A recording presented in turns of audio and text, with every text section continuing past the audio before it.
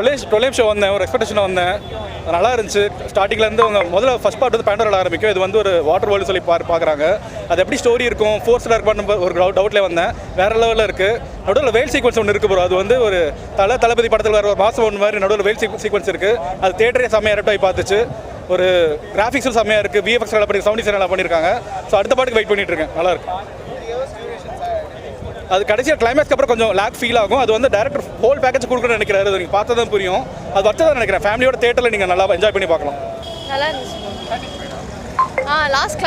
Last second half நல்லா இருந்துச்சு. நல்லா இருந்துச்சு. எனக்கு பெருசாக எந்த டிஃப்ரென்ஸ் இல்லை, நல்லா இருந்துச்சு.